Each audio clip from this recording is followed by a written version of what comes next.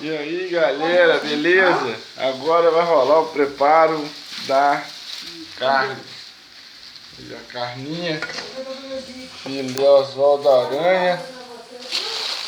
Agora a carninha vai sair da sacola, né? Essa aqui é uma ocasião que desaperta muita sacola. Vou tentar tirar mesmo daqui com muita dificuldade. Vamos ver se vai sair.